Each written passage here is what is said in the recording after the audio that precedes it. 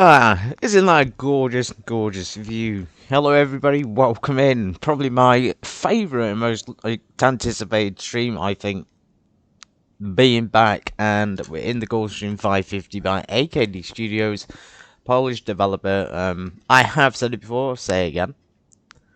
I love this plane. I think it's fantastic. We're going to go from Berlin, which is where we are today. Excuse me. So from Berlin all the way down to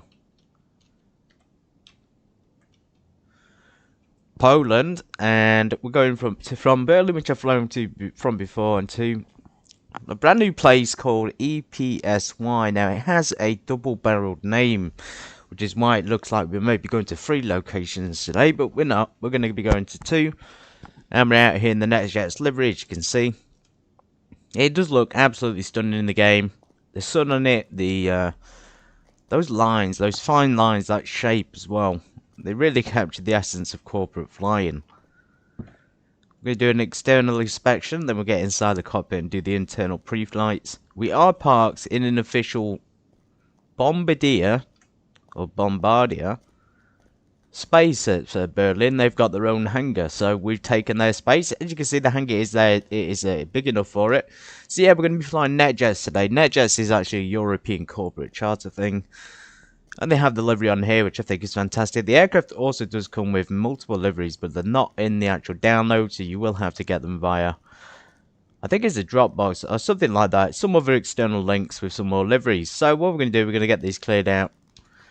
Let's go ahead and get some of these pitos off. I will check the general condition. So I already know it's probably going to be in good condition. This thing here, again, you spend a while away from the plane, you come back, and it looks slightly different, but still very much a joy to fly. So all the pitot covers and some of these gear lock covers on. Gear looks like it's in good condition. Very, very clean components. Now, this box here, I believe, may be for GPU. I could be mistaken. And then the wings, of course, those big, almost commercial airliner wings. This is a very big jet. I have compared it to the 737 several times, and it is still very much almost the size of one.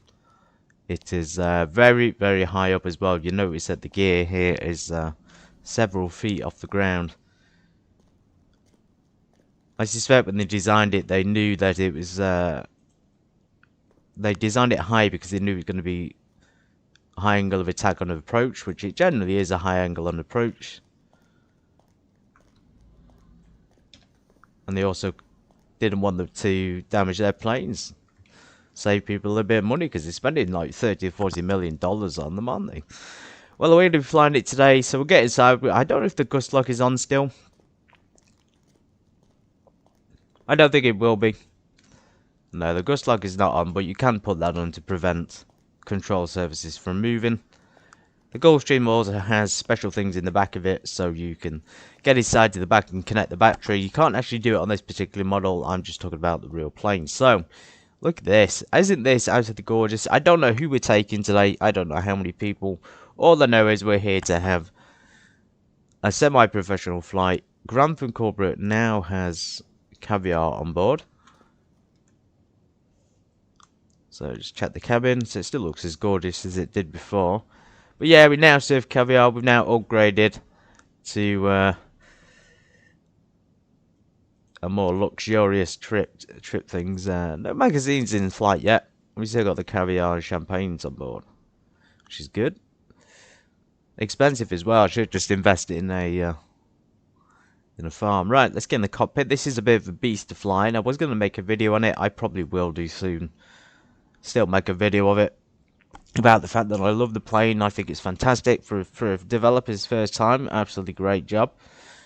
Also, just the fact that it's a difficult process starting and what process it involves. You know, what you have to do to start it, what you have to do to operate all these screens and things. And yeah, it can be a little bit confusing for the newcomer. Right, even I'm a bit confused now because I haven't done it for so long. So what we're going to do is we're going to go into Avi tab. I'm going to bring up the flight plan before we go any further because I want to make sure we've got it on board. Documentation needs to be on board first. So we go to EPSY, that's us. It is indeed the 30th of March, Berlin Brandeburg, Olsztyn. Oh, well, there's pronunciation, Missouri. Mazury. Guten Tag, welcome in. Do recommend this Gulf because I'm considering the C-179G and the Gulf 550 because I already have machines like the Boeing 777, but I still need these two machines. Honestly, I've done reviews of both now, and I gave the Gulfstream 550 a pretty positive review, and the same with the 172NG by Air 4 Labs. This plane is actually really, really good, so if... Well, I've got them both. I decided to get them both, but it wasn't together. I got them over a couple of months. But yeah, go back to the flight plan. And also, just to the chat, I do have a full review on the channel of the Gulf 550. If you want to check it out. Right, first we need to get our weight and balance. So we need total fuel 2655. What we do is we go back.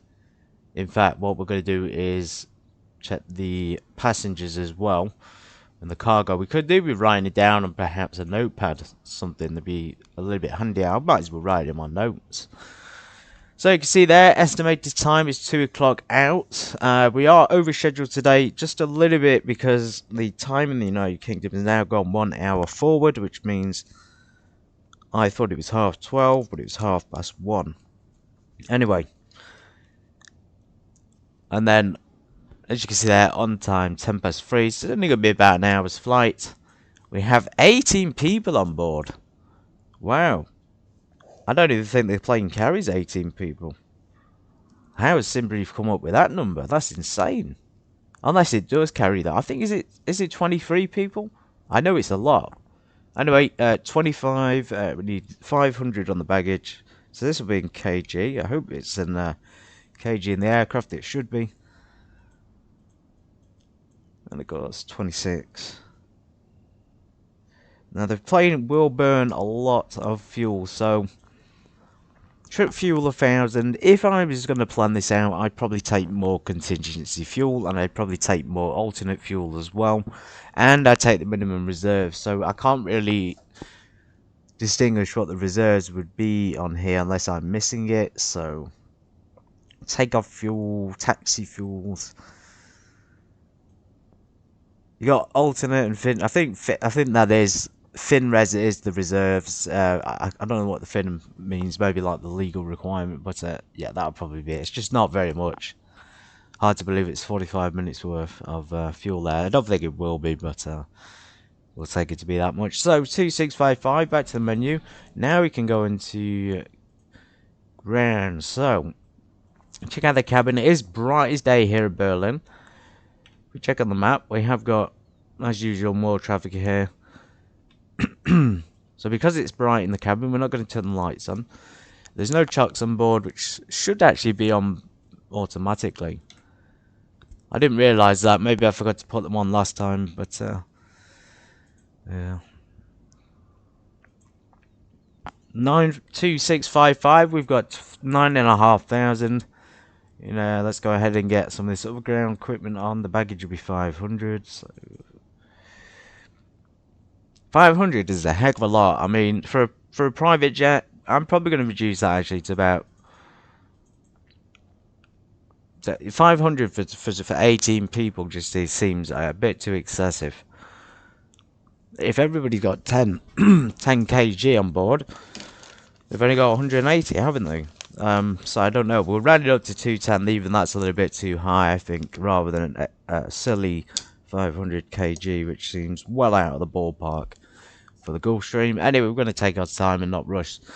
Let me check the charts. Thank you, review on the need to consider which ones, because I have planes flying off hard.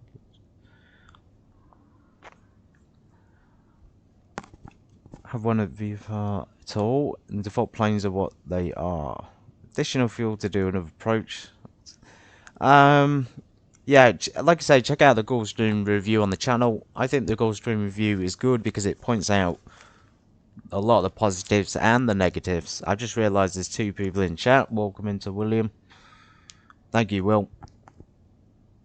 But yeah, Alpha, go and check out the review. I actually do say it's worth it, and it's one of the few planes I recommend. But I say get it on discount. is what my review said. Right, we've done that. We don't want to load up just yet, so packs can be... Let's see how many we can actually have. So you can use your scroll wheel here. So it's saying 19 packs. We're almost at full capacity. Now, if we click boarding, they're going to come to the plane. So what we're going to do is we're going to skip that. I'm going to do the pre-flight checks now, rather than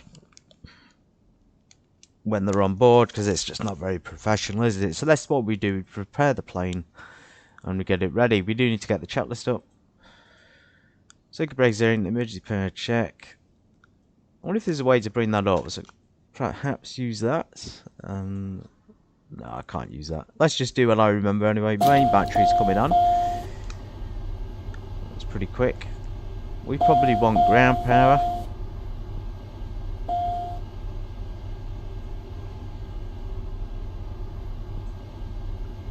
So we're going to connect the external power. We're going to get some of the lights on outside, so we get the navigations, and that's probably it. It's bright enough today. We probably don't need logos or wing lights. We can turn these up. We can turn some of the instruments up down here as well, although as you can see it's not making the slightest difference because it's bright outside. Batteries are on. Cabin galley and 60 Hz. We'll work down this side first. So emergency power should already be armed automatically. And we test some stuff. So click on fuel. Power test in progress. My mistake. Forgot about that with the Gulfstream. It is a very big computer system on board, so wait a little bit for it to come online. In the meantime, you could turn the displays on, I guess, but I'd leave them. Power test is complete. We'll turn the displays on.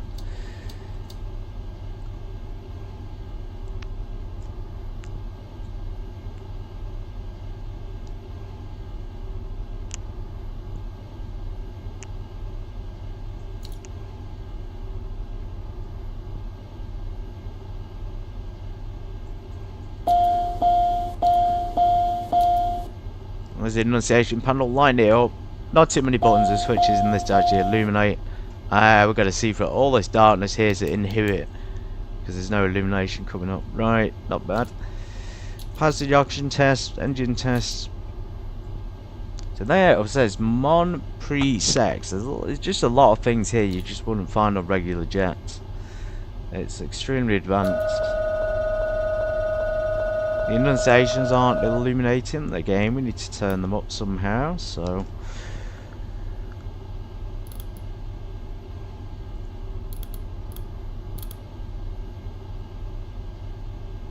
APU fire test. I'll wait for the screens to come on board. Not come online just yet. Okay, APU power. So we want arm the hydraulics. And 2 fuel pumps on. Those 2 screens will come on. We just need to turn the IRSs on. So on batteries, we should have a GPU connected. It says external power is on. Let's go back to ground. Let's get the AC on. There we go. AC's on. Right, AC GPU for air conditioning. I'm joking, guys. Although it could be. It could very well be that. I'm just generally forgetting stuff here. Right, the screens have come on, so it must be the power, AC and DC. Get rid of DCs, back to ground, weight and balance. Right, there we go. So the screens have come on. They're going to now align. That'll take several minutes to do. We want to get the APU on probably in the meantime. So what we just go over here, master switch on. You can preempt it and turn on the engine things as well, which I kind of recommend. On the say the packs before the engine bleed air. It's just a little bit backwards on this plane to how you might expect. You've got ram air there. This here cabin pressurization is also automatic, so I wouldn't worry about it.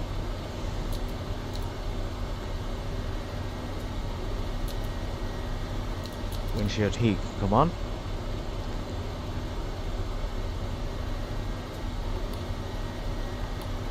Load our initialization, so here it is, and then EPSY destination.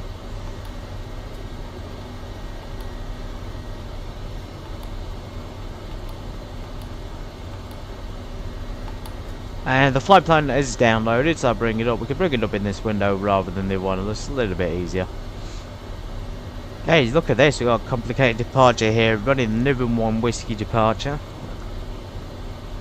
No, that's not the departure, is it? That's our alternate airport, but that will be the Citizen Stars if we needed to go there. Anyway, EDDB, Berlin. And we have the Gerga 2 November departure.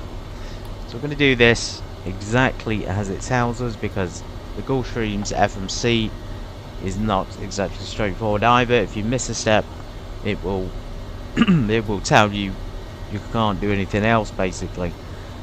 So then you have to play a little bit of God and try and figure out what's what. So today we've got dual runway ups according to ADC. So we're on 25 right and 25 left. We're on 25 left for departure. And we need the Gerga 2 November. No transitions available. Activate. Make sure all the blank spaces are filled as far as they can be. Navigation, sorry, back to flight plan. Navigation and then arrival. Approach. Ibino 2 Tango for runway 19. So it looks like it might be the RNAV approach, but not sure yet. Put the star in. We'll do the star in. It has come up. They have up-to-date data on the plane, which I love. 2 Tango, no transition, and then again we have discretion there what we can put in. So we make sure the blank spaces, once we've done it, are filled in. You can see there we're going straight to the Gerga, and then it'll be straight into the Albino arrival. We have a cruise today of hopefully not too bad, 35,000. The plane probably will struggle with its thrust a little bit. So you can see the arrival is ready to be filmed in. So performance, all 550. November 345 Lima Charlie. I should be Quebec Sierra today. So usually there'll be a tail number here somewhere. So we go on the screen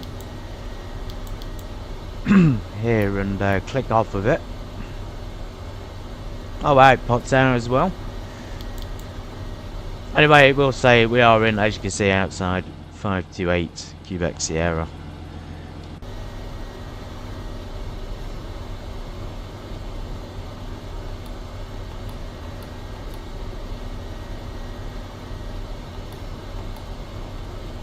Let me change it like that, that's pretty easy. Okay, 300, that's fine, we don't need to do that. We can also do the approach and departure speed now. We're going to get the charts up, so Gerga 2 November is the one we want.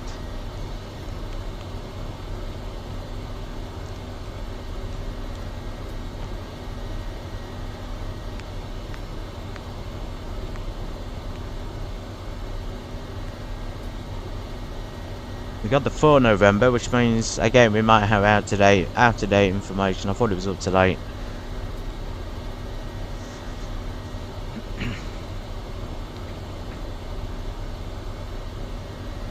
Looks like we might have the air there. It's fine, it's just a different number. That's usually the same kind of route. But there it is anyway, the Gerga 4 November. We're just looking around here. For detailed airspace, refer to Air Poland. We are going to be crossing to Air Poland at this point, so then that'll be a right and turn. And there is sort of speed limits here, so maximum 220, maximum 250. And altitude's pretty good there. We're going to need the charts here for the ground. Huge airport, nice and detailed. Anyway, going back down. If we were to click on that, we'd have the option here of changing it. So speed limit, we'll put departure speed limit will be 220. And then once we get to 2,500, it will go to normal speed. Clean, and then these are the different speeds. You can adjust that, which is super handy. Okay, now we can put our fuel in. So again, we bring up the charts and you can enter the specific numbers if you want to be like me and just put them in super specifically. You can do.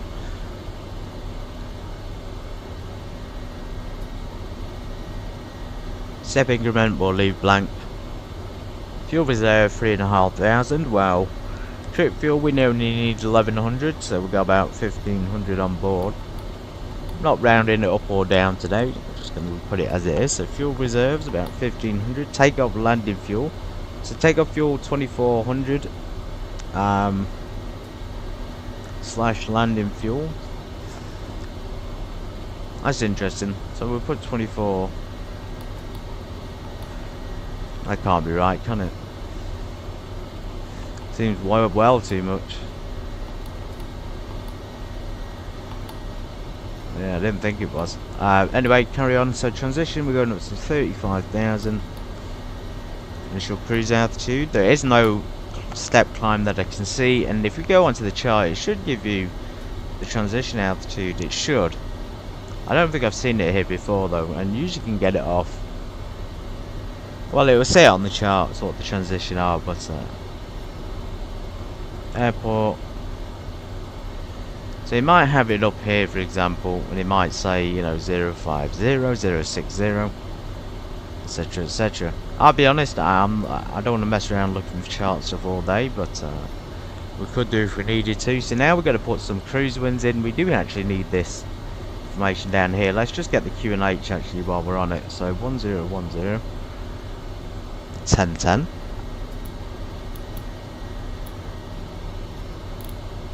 We've got to figure out what number's changing. So it's there, that little pink number, so that should be synced on both sides. It's not synced for some reason. We'll do that.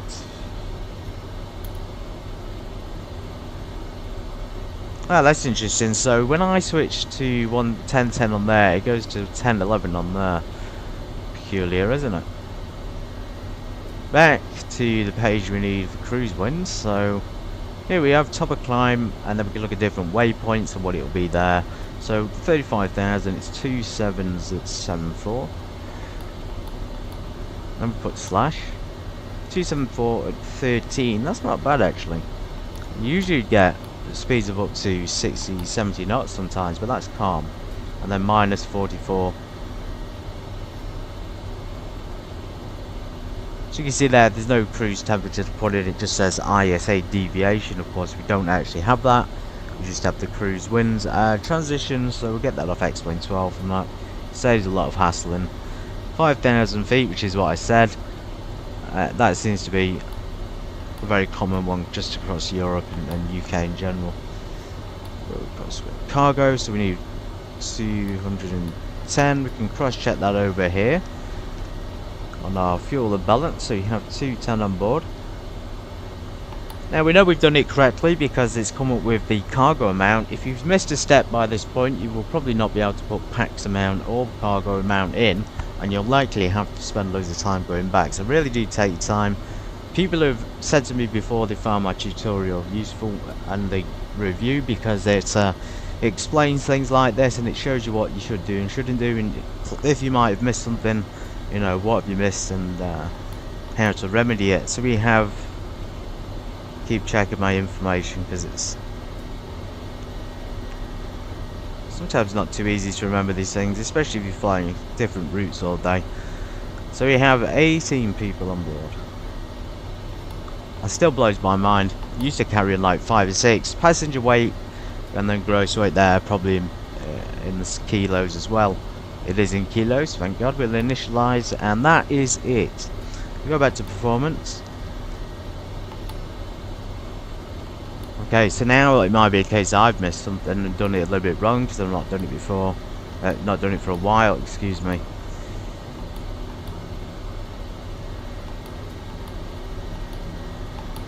So do that, and then back to performance. It should let us do takeoff now. Yes, so that was why it wasn't working. We had to put the final destination on the end. Then we just check through this. So EDDB Studio, well done once again. This is version 2, by the way. It's something like 2.2. I haven't updated it since I boarded it though.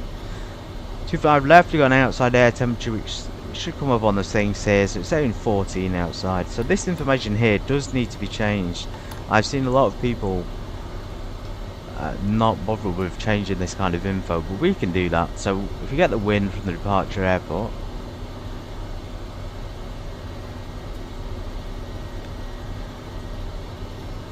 can see there it's 256.09, and then you got elevation there as well. So saying 7 degrees, 7, excuse me, need 20 degrees of flaps for takeoff, 4,128 runway length.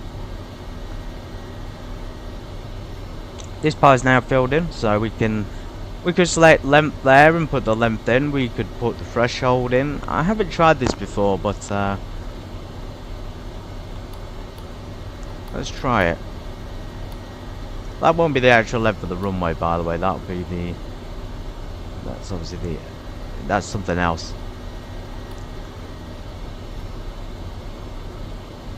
There's not much to change here. So spoilers, we're not gonna need anti-ice. We're gonna need spoilers armed and dry runway conditions. Check.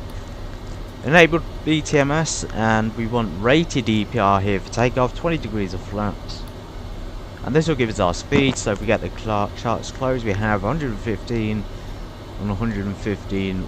I think decimal 1 for stop. EPR 1.6. Runway use required. We need 1151, and the chart's given us. Basically, we've got enough to take off here. That's what it's saying. If we go on to the X-Plane 12 as well, I thought they may have added it. Sometimes I think I've seen it here before. They do add a runway length. 114, 123, 128. So VR is the correct speed, which it corresponds with SimBrief.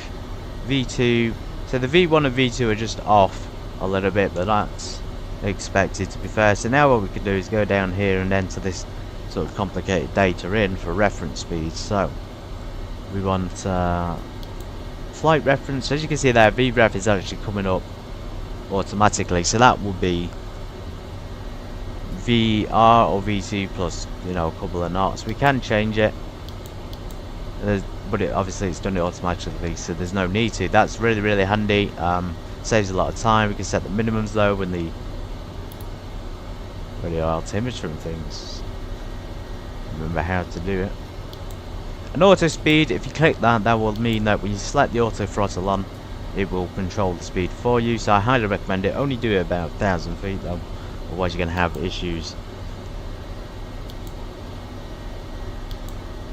Test the EPSY and ICAS systems, radar altimeters, stalls, TCAS. TCAS test. Make sure our transponders on. Let's get these on standby in preparation. Test has. Okay, we passed that. We don't need to arm the spoilers just yet. Forgetting the transponders in this little computer down here. So it's on standby, and we've got 7,000. Let's get the 80s. We're probably at the point now because we've got our instruments aligned, so we could probably go ahead and contact them. I just wanted to show you this performance setup down here because it's it really isn't as straightforward as you might think. Everything on this game is super in-depth. It is a simulation after all, but it's a super in-depth simulation, and these are not by any means easy planes. Right, let me get the ETIS. So we're at EDDB. Hopefully we got someone available. Yes. So it will be a. We'll leave 1228 on the backup. It'll be a 1237 780. News. All departments submit their target off block time at VATS.im/BDGS. Wind 270 degrees 8 knots. Visibility 10 kilometers. Present weather light showers of rain. Clouds broken 1,300 feet. 1,200 feet. Few cloud height not available feet towering cumulus. Temperature 7. Dew point Temperature 4. 7. Beach 1010. Trend temp. Wind 270 Says 14 on our systems. 15 knots. Gusts 25 knots. Showers of rain. Clouds broken 2,000 feet. Cumulonimbus. Information Juliet Nimbus. out. Nice. Information Juliet. Well, listen one more time. Brandenburg Information Juliet. Met report time 1250. Expect vectors for ILS Zulu approach. Runways in 24 right and 24 left. Runway condition. Runway 24 right at time 0510. Says Runway 25 on condition code Sunbrief. 5. Deposit total runway wet. 100%. Parallel operation in Said progress. it's soaking wet as well. Transition level 70. We have got After real locating runway weather 24 on. right or 2 left remain on frequency. ACDM in use. All departures shall submit off. Block time at VATSM/VDGS. Wind 270 degrees 8 knots. Visibility 10 kilometers. Present wet rain. Clouds broken 1,300 feet. Broken 3,200 feet. Few cloud height not available feet towering cumulus. Temperature 7.4. QNH 1010. Trend, temporary. Wind 270 degrees 15 knots. Gusts 25 knots. Showers of rain. Clouds broken 2,000 feet cumulonimbus. Information due. Get out. Berlin Brandeburg Information Juliet. Met report time 1250. Expect vectors for IL. Right, that's not accurate, that ATIS information. It's saying the runway condition is wet. 118, that's an 805, good look at you. 118 is my 805, T460, my Echo, ciao ciao. Also, I just realised there is no annunciation warnings coming up. So there's lights on the co-pilot side, but on the captain's side there's nothing illuminating. So we want to see, obviously, the illumination warnings. It's saying that a few things are static port blockage and piezo blockage. So that would indicate that something is still on the plane that shouldn't be on the plane. Maybe a pitot heat or something, but we did clear everything out. We cleared everything off of the ground. Ground, good day, Nordic 8 Volvo Golf taxiing to Victor 3. Nordic 8 Golf Bravo, taxi to gate Alpha 08 via Charlie Victor 4 at Foxtrot. Charlie Victor 4 Foxtrot to, can you please repeat the gate? The gate Alpha 08. Need to change this from nav to FMS, that's why. So that would be why it's not showing up. And then LNAV and VNAV. It's still not illuminating on the panel. We have got lights on. Strange that it would do it on the co-pilot side and not on my side. That suggests that there really is something going wrong. But the question is, what is it? The outside is looking very nice, looking clear. We'll have to do a little bit of diagnostics in the cockpit, so we haven't really needed to get the ATIS information. We've had, well, we've not had to print it off, we've had ATIS information over the radio. We did mess around down here before, so let's just crank a few lights up. Power nose steer should really be off. Keep that wheel straight before we move and to make sure we don't cause issues for pushback if we needed one. Probably arm the ground spoilers. Ah, there we go. So it's now illuminating. We probably just had to turn some of the lights on. Fantastic. Right, now we can get the packs on board. Let's get those on board and then get the ATIS clearance. So fuel and payload. Boarding, take passengers to plane. This is the part I love, everybody. So it's only taken like 40 minutes to do the startup, which is, you know, granted it's a little bit slower, but it's not that bad. For a big jet like this, you'd expect it to take a little bit longer. Of course, we got a deadline. We did have a deadline of about 3. We'll probably get to Poland by about 3:30 now. Maybe going on 4 o'clock.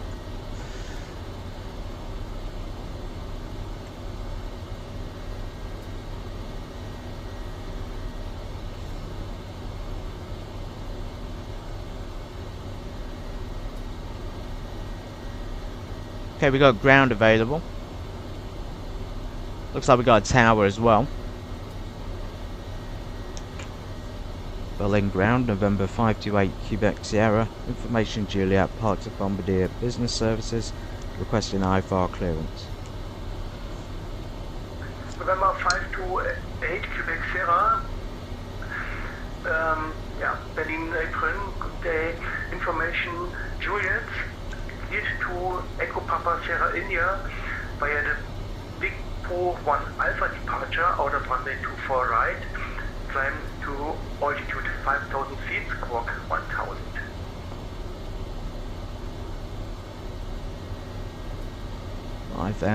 feet.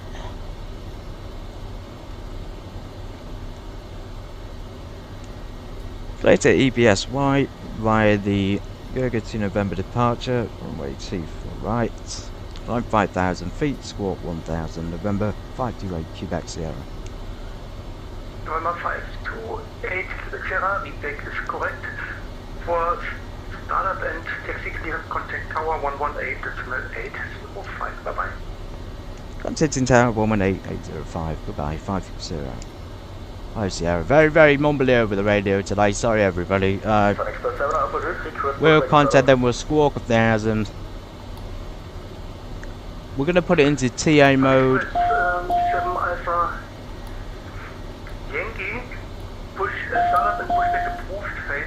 And we're gonna tune into the tower on 118.805. On through Victor 2. Right, the van's here everybody, so we've got just in time here. By the time they're loaded, we're ready to taxi. 118.805.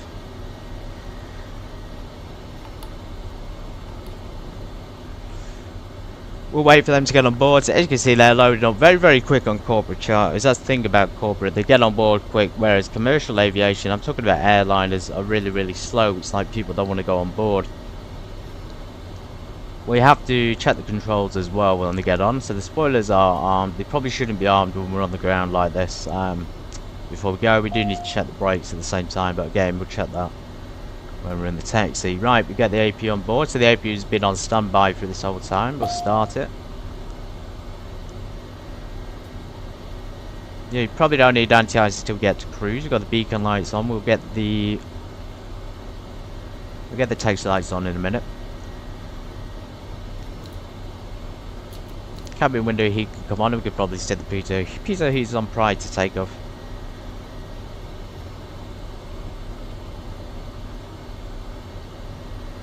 You see there, the APU's now come online, so we can click. Completed and main door closed. Okay, brilliant. Let's just welcome everyone on board. So welcome everybody. We're going to be doing our flight today from Berlin Brandeburg. Apologies for the delay to EPSY in Poland. Thank you and dzień dobry. Have a fantastic flight. And of course, for anybody on board who doesn't speak English, we are going to be making them announcements in Polish as well.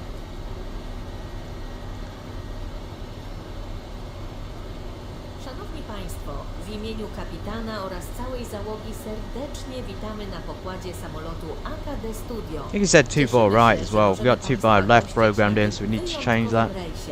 Prosimy o zajęcie miejsc oraz upewnienie się, że pasy bezpieczeństwa są zapięte. Jeśli będziecie Państwo potrzebować jakiejkolwiek pomocy, prosimy o quite a long taxi it looks like. Jesteśmy do Państwa dyspozycji przez cały czas trwania lotu. Przewidujemy spokojny i komfortowy lot. Dziękujemy za wybór naszych usług i życzymy Państwu przyjemnej podróży. Tango, probably Tango Delta. And then Lima 8 or Lima 7 to Kilo. Is that even a runway there? Yeah, so one of those, that'd be the right runway, 24 right. Let's get tower on. We are ready to taxi, so let's go ahead and get our lights, our engines on firstly. That would help. So we don't need the ground power at this point. We're going to the APU, disconnect them from here, and we're clear. So we just do a right engine start. We get our crankmaster on. And we can check the area is clear, but in this kind of an aircraft it's usually cleared by ground crew. Okay, we're going to monitor the systems. So we should really bring up the ECS during this and just check what's going on. Then we can introduce fuel.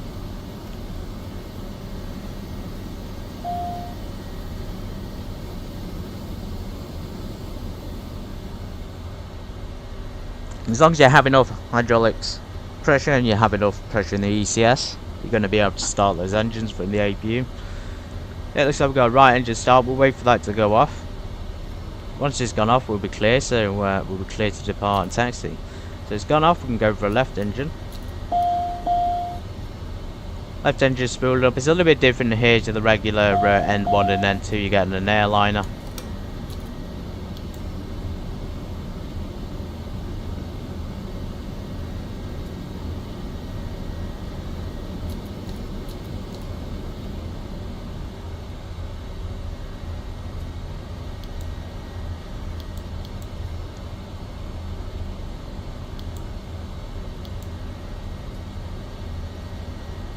Okay, that's successfully started. So yeah, on this we have EPR or Toga. We've seen what the EPR is for takeoff in the FMC. We've got TGT and then LP. HP, so obviously low pressure, high pressure. It's FF, fuel flow, oil temps, just the regular stuff. And then this kind of an aircraft is also so advanced. Like the majority of approaches probably will be LPV if it can do it. Always find that very useful as well. So we don't need map light on. We do need power steering on.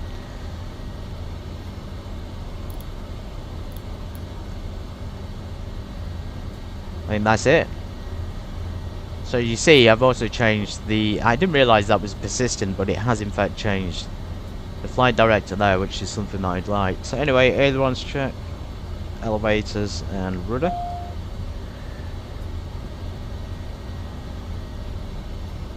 Now you can connect over and put the fuel pumps on. Main fuel pumps are APU bleed air is on.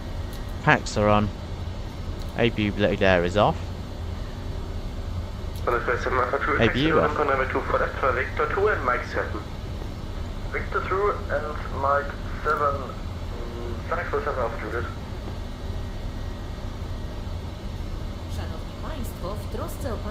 Gotta figure out how we're gonna get there. This is a very complicated chart for this airport. Victor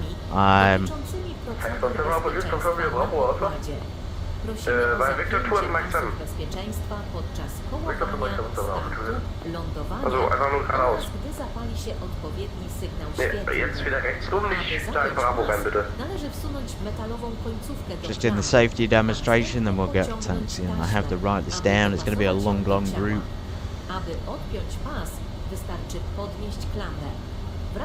Let me have a cup of tea while we wait.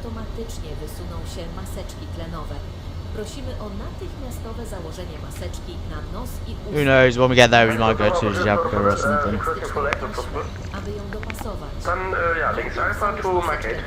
Every classic, every street in Poland has one, fantastic.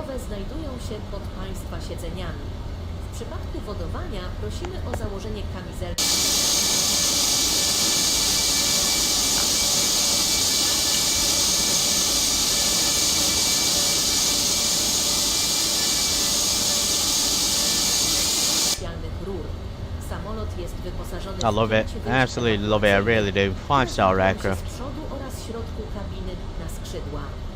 Prosimy o zapoznanie się z ich lokalizacją. W razie konieczności ewakuacji prosimy o szybkie, ale spokojne opuszczenie samolotu. Demonstration's going on just a little bit longer than I expected it to. In the meantime, let's check performance scale. We can actually calculate it here as well. And one of the things I didn't do, but we can do, is we can actually send from SimBrief, which we could have done that to save a lot of time, but we haven't done. Berlin Tower, November 528, Quebec Sierra, with information Juliet ready to taxi. November 528, Quebec Sierra, Berlin Tower, lower advice able to depart out of runway 24 right, intersection Lima 5 or Lima 6. Right, it's saying 5 or 6, so let's check. Maybe intersection Lima 6, November 528, Quebec Sierra. November 528, Quebec Sierra, Roger. Taxi to in point. Runway 24 right via Tango, Charlie and Lima 6. Taxi holding point Lima 6, 24 right by Tango, Charlie and Lima 6. November 528, Quebec Sierra. Okay, that's it. So I did predict this. It was going to be an L6 or... I said an L7 or 8 or an L6 or an L7. L6 is the best. We want as much room as we can get. We had a heavy plane today and the runway's not actually as long as I thought it was, so let's just change our departures. Excuse me, everybody. We'll go into navigation, we'll go departure, and we'll do a 25 right. It turns out they've not got the departure from there. So what we can do is look at the route on here, and then we can just say that we can skip one of the first waypoints and fly directly to the first waypoint, basically from there. Right, let's get the transponder on. Transponder should be TA only. Works is on co-pilot side. We don't need. Let's test it. So we probably won't get weather working today. It's unlikely. Anyway, we're in commercial configuration for anybody wondering with the Honeycomb Bravo, because it comes with the reverse thrusters. Parking brake released. Air is clear.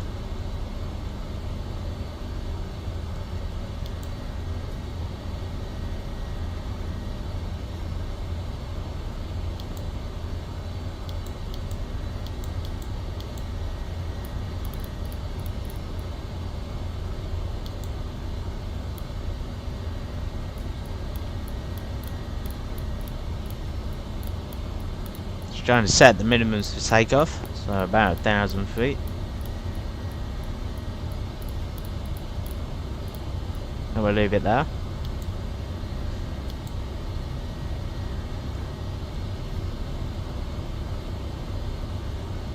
Thanks for 7 off the route, doubling over 5,000. So, lead monitor 5, ready to. Thanks for 7 off the route as well, so if you're not sure.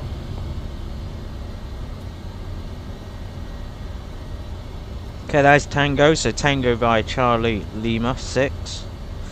Not as long as the taxi as I actually thought it would be. So, and it really is good. This, it shows you your position on the map. So obviously it'll be a left-hand turn to Charlie. I predicted Delta, so my predictions have been just a little bit off. It's probably because we're not as big as a commercial jet, I suspect, and that will also be for different directions. So obviously Charlie's going towards 24 right, whereas Delta's going away from it.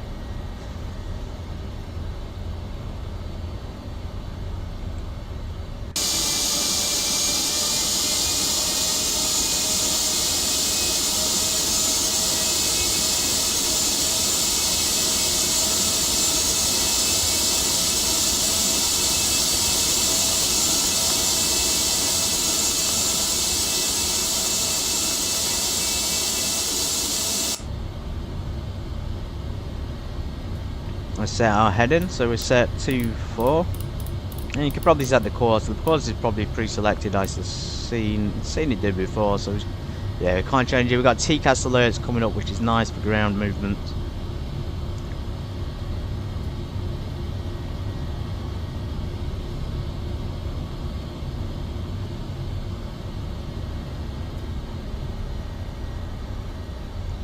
Welcome in, by the way. Thank you to all the new regular subscribers, new regular viewers. Most welcome, anytime, any place. If you are a big fan of the G550, the Gulfstream 550, like me, let me know. It'd be nice to do a joint flight one day. Today we are flying Grantham Corporate. We have got this aircraft officially owned. It's based in a very unlikely airport. It's based in Mannheim. I have shown my little hangar there before, which was set up in. We are open to recruitment.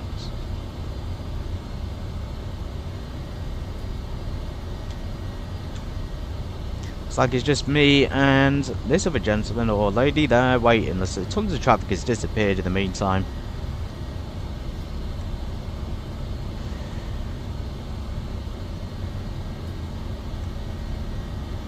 And Germany at the moment is just having the most bizarre weather.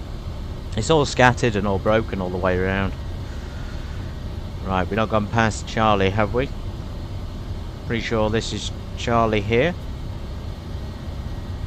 Yeah, this is it. Nice big airports. And this is what I'm talking about with Lebanon Research. They do such a good job on the airports. These look so real. The signage as well. It might not be 100% accurate all the time, but it's certainly accurate to the airport layout and the buildings and terminals, etc. There's main airline commercial aviation down there.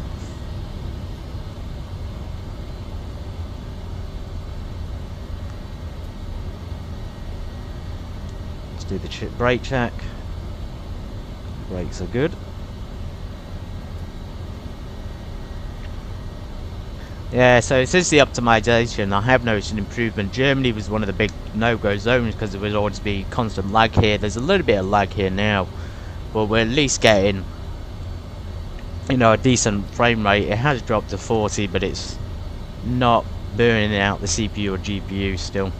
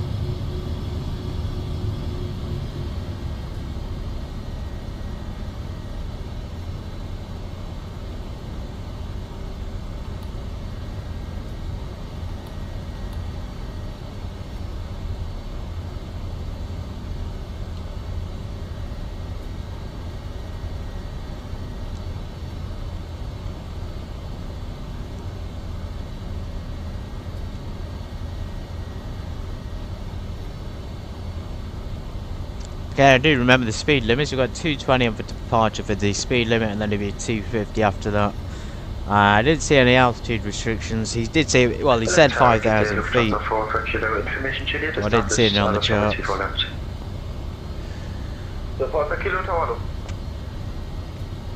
Also, just a note that Simbrief gave me the wrong runway for departure again. Let's support a kilo wind 260 degrees, 8 knots, coming to for left to land. Okay, for left, clear to land, Lufthansa 4 for kilo.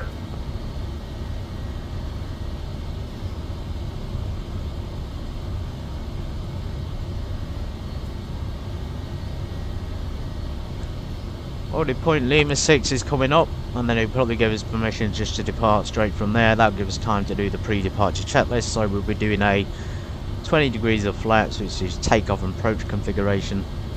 Remember, we've got those sort of high swept back wings on the plane, and quite far back in terms of the design as well. As you can see there.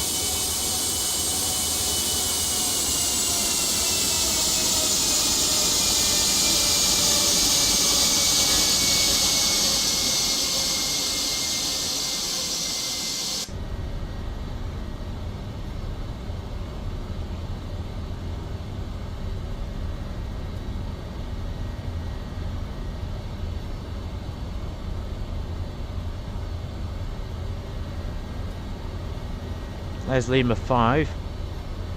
It does kind of look like a spaceship in a way. The nose on it is very long nose on the Gulfstream, and just a very pointy cockpit. 528 Quebec Sierra, wind 270 degrees, 8 knots, runway 24 right, cleared for takeoff. 24 right, clear for takeoff, November 528 Quebec Sierra. Okay, cool, we're pretty much cleared to take off, guys, so we're going to do full flaps at 20. We're going to do our landing lights to on. We have got to get on to Lima 6 first, but you know, we're ahead of the game, and I guess we can stick the strobes on at this point. So strobes, taxi lights can come off. You can do continuous ignition on this plane, so we can do that down there. Pitot heats, window heats are on. We don't need anti-ice yet, so now we're going to change this to flight mode for the pressurization. Again, the computers are all linked up, so when we set the cruise altitude, it will pressurize to that altitude automatically.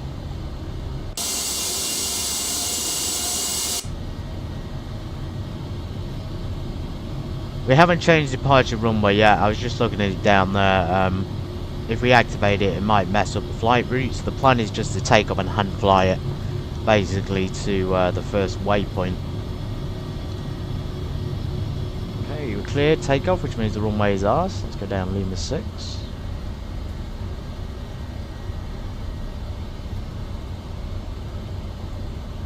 There she is. Taxiways are clear. There's no one on the left or the right. Strobes on. Flaps are set. Controls are free and correct. Seatbelts and harnesses are secure. Flaps are set. Transponder to TARA mode. Check.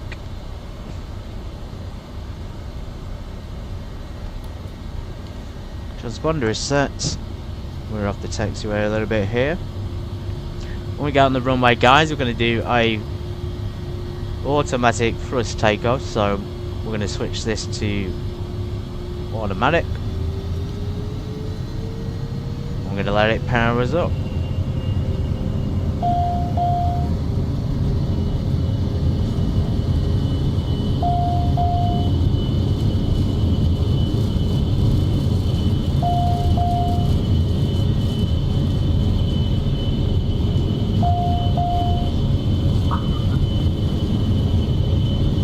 Having some issues with the plane. I think there's still a pitot blockage, but the question is why, if we've removed all the outside stuff. Anyway, we're in the air. We've got no information on our instruments whatsoever. It's still saying it's blocked up.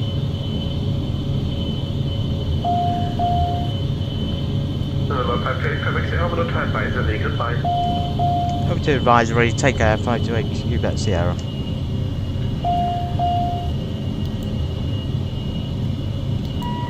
Leave the autopilot off.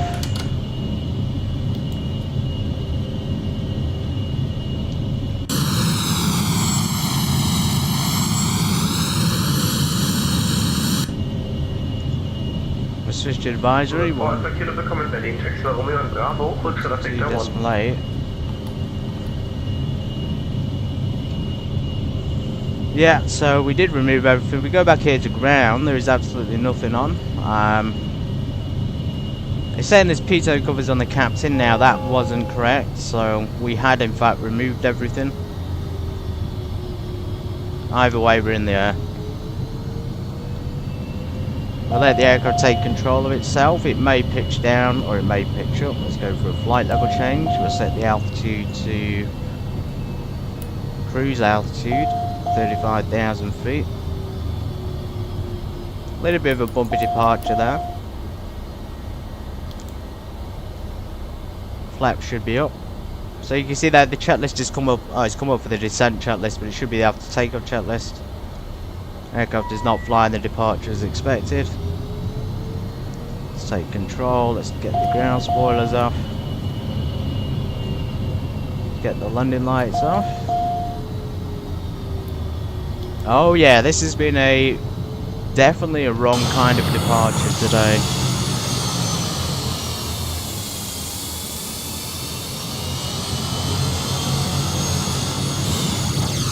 Sometimes it goes wrong, sometimes it works.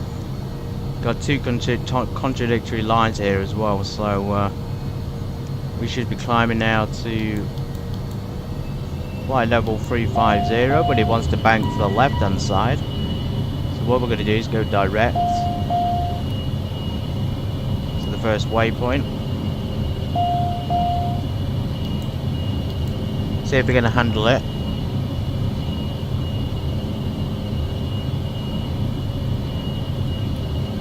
So it seems to have handled it alright. I have heard people mention actually before that it has problems with the first kind of waypoints. I didn't ever experience it till now, and also the pitot cover thing. Pitot cover thing was definitely clear, but coming up as not being clear. Right, we're in the air. What do we need to do? So we need to actually turn the APU off probably. Probably could turn continuous ignition off at this point. Wait for the APU to cool down. You see that it's still 300 Celsius. We'll get our eyes to automatic. Yeah, well, welcome in if you're just joining. We're now en route to Poland, climbing now 350 through the Gurga to November departure from runway 24 right, and also it's different numbers as well for this, so we're at 24 right, not 25.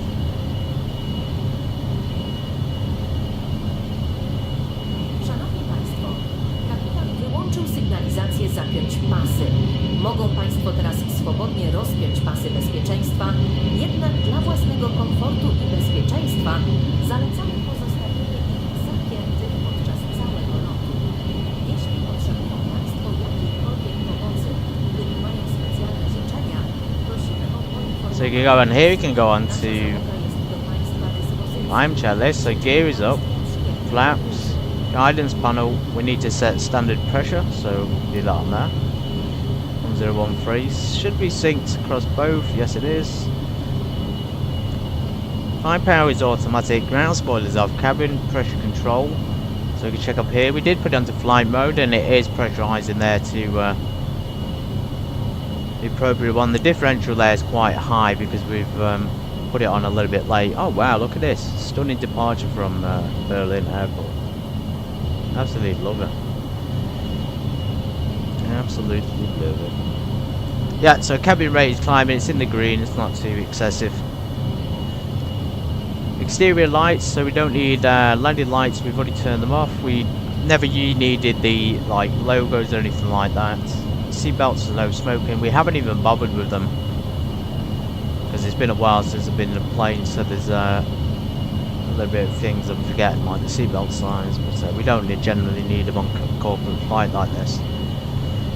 You do have cockpit call down here, which is very cool. Crew rest, privacy, etc. By the way, they're up here. Sit no smoking on, and we'll stick all the cameras and SATCOM and WLAN on for the people on board. Altimeter is set and checked. APU, if running, yeah, we just shut that down before, so we go ahead and turn that off.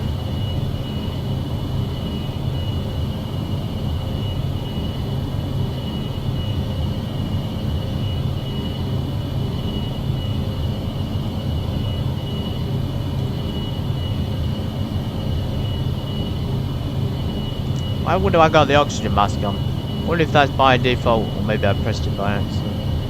It'd be strange, wouldn't it? Right, external view, let's do a flyby.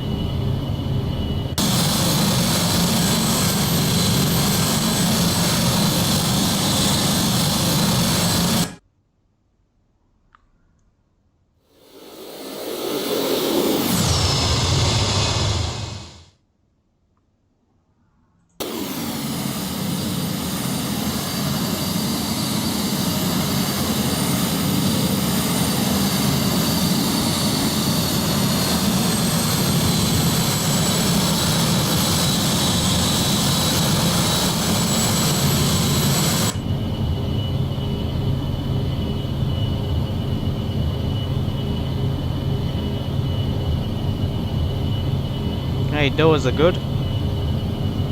Hydraulic pressure is pretty good. It's just getting into the minus now, but the anti-ice is on. Map, we've seen that. The CMC, so again, maintenance if you need it.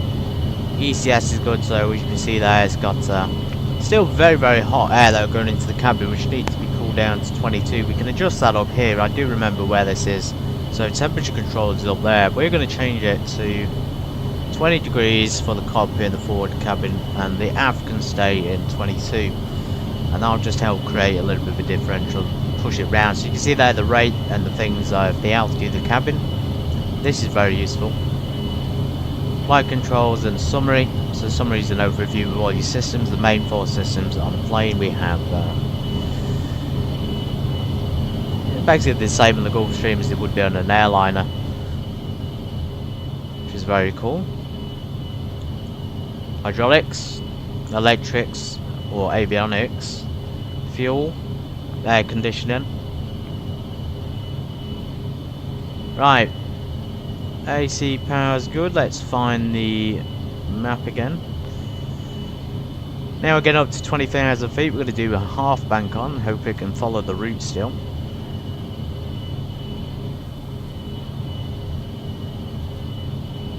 Climbing like a rocket though when we have what do we have on winds? The actual winds are a little bit different, so 7 knots, not too bad. So yeah, this is where things went wrong. Nice steady taxi route there to runway 24 right. Quite a good taxi route and a short takeoff. Considering how big the plane is, that's surprising. Then straight out, we took control here when things weren't going right, but in general it was the right departure. And there's the BBI, of course, we don't need the BBI today. First waypoint is passed. Sit back, relax and enjoy.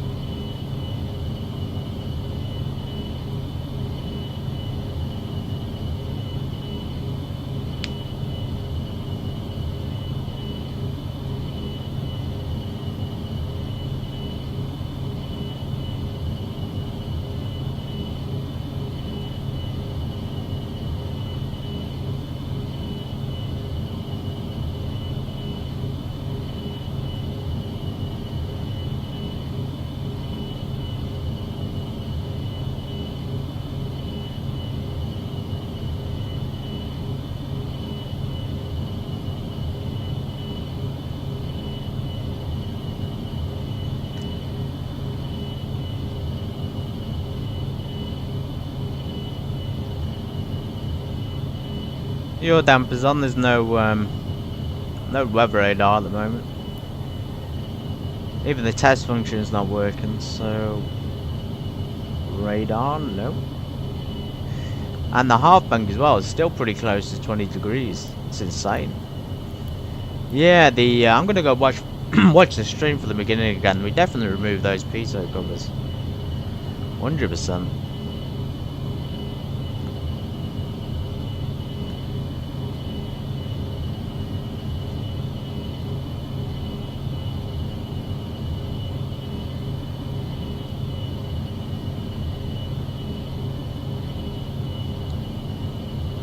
Didn't even show NDBs and VORs. I don't know when we'd fly an NDB in this thing though. Imagine that. Tilt, that should be on 0. Shouldn't be tilting it down like that.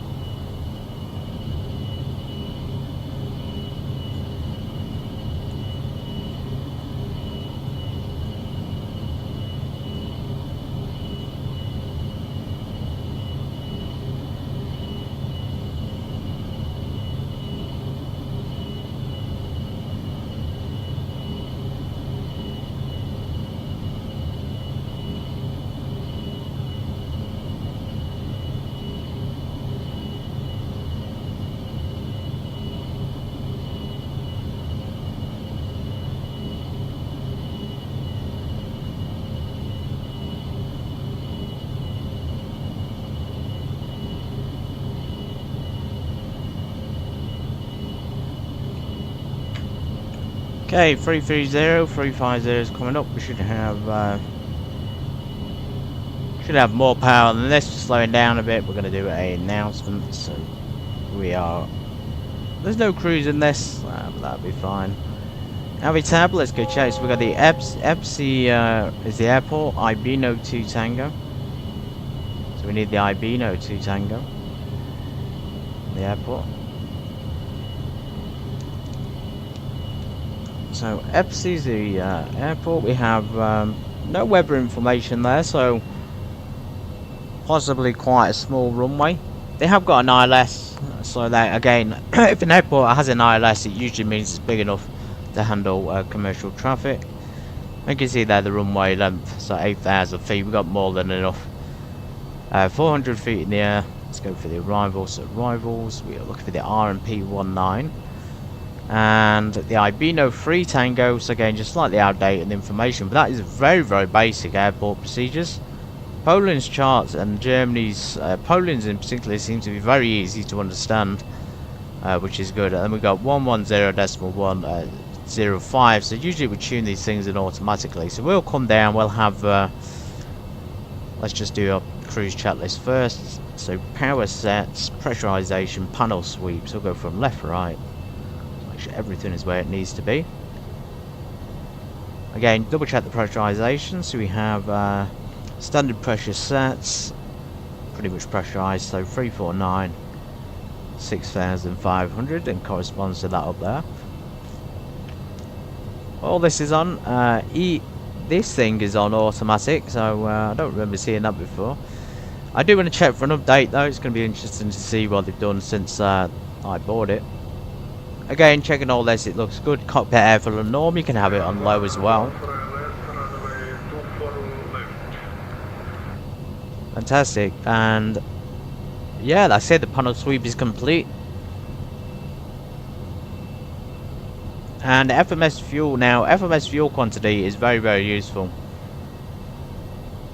Of course, obviously. So you go down to performance. You can actually go here to different various things. So performance data, for example, or go across to fuel management. So you can see you got 8.6. We've got so much fuel on board. I don't think it has persistent systems on this, so there's no persistent fuel amount, which is kind of good actually, because you will always start with a high amount, unless I'm mistaken, of course. So you can see there's a ground speed, true airspeed 461. We can cross-check these with the instruments. At this point, this is all like optional. There's no need to do this. You know, you can check the speeds if you want to, or you don't have to. Engine 1, so again, the fuel burn, if you want to calculate it yourself, is about 580 per engine. That's at 35,000 feet. And the throttle's steady as well. You can see it's literally in one place. It actually feels like it may have updated it, even though it hasn't. Usually this would be shaking all about, but it's maintaining the speed with no issues. And it's actually maintaining the correct thrust setting. So yeah, big points there, just because it's working for once.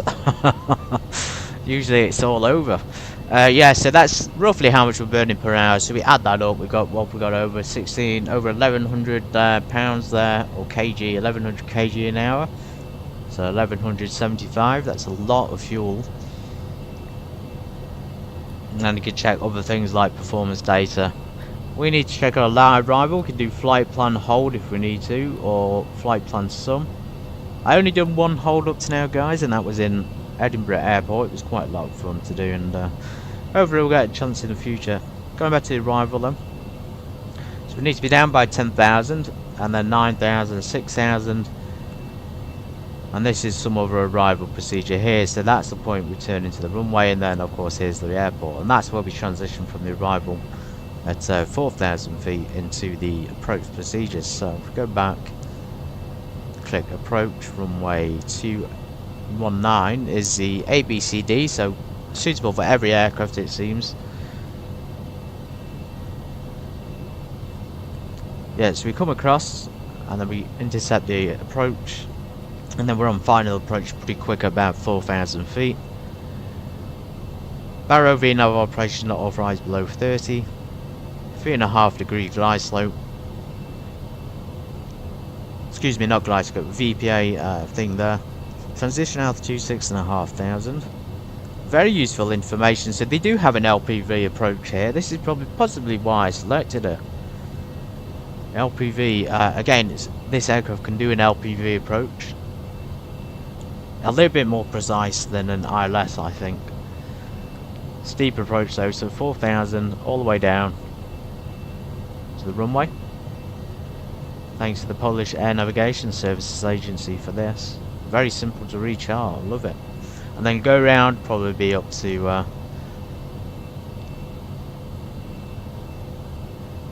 I see, if we go around it's limited to 220 knots. We'll probably keep it at that speed on the approach as well. Let's tune that in, 11105. Let's put it in nav.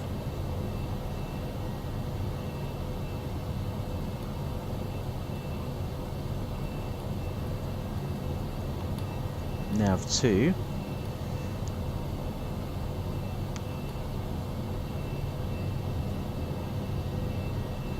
You see over there, so he's not on FMS. If we go on to map again, we could change it to FMS for him so it'll line up.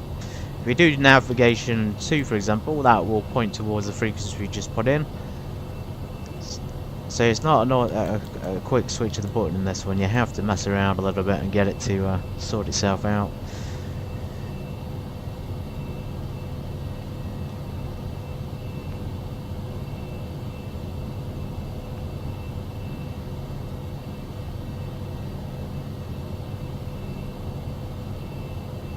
Fantastic. They did a really good job of making the Gulfstream look and feel very home-like. It does feel very comfortable being in here, and you can see carpeted and everything. Carpets, you know, leather chairs. I don't know what this material is, but I'm assuming it's leather. Some nice fur on it. Very pleasurable. And the yoke as well, absolutely perfect on this design. You see here, you got the AP disconnect, you got some trim stuff, radio TCAS, ident, which does function by the way.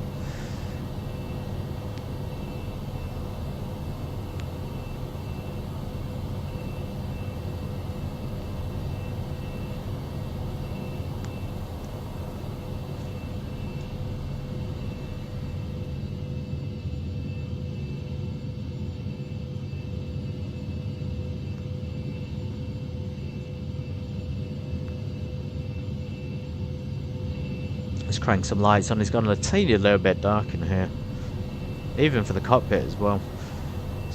On the all controlled by tablets. This is what amazes me. These tablets actually have more control of the plane than the pilots do. It's insane. So we go on cabin lights. We want them pretty much all on. And when I say all, I mean in the vestibule lights. And then we can just select these if we need them.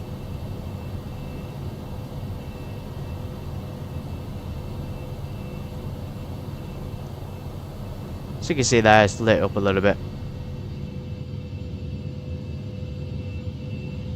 And then you can turn them on here as required.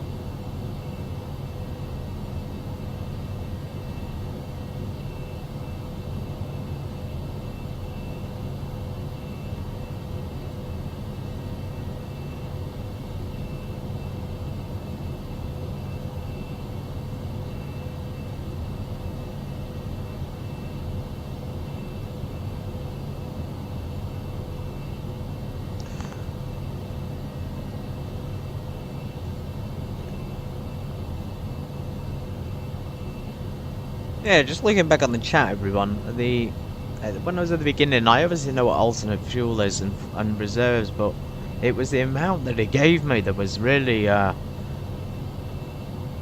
didn't seem like the right amount. It just seems like final reserves here are a little bit too low, and even the amount here for like the minimum fuel is a little bit on the low side as well. I think, as I say, I would probably take more for the alternate and the reserves, because 1,000 for the trip is, you know, I can understand that, but maybe a bit more for the trip fuel. Maybe it's not accounted for the times. It's not accounted for taxi times or climb times properly.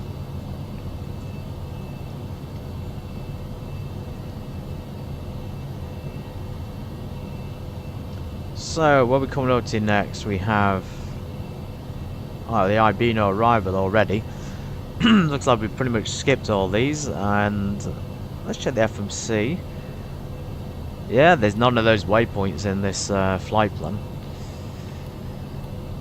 Straight into the arrival, so we descended down to 10,000 feet,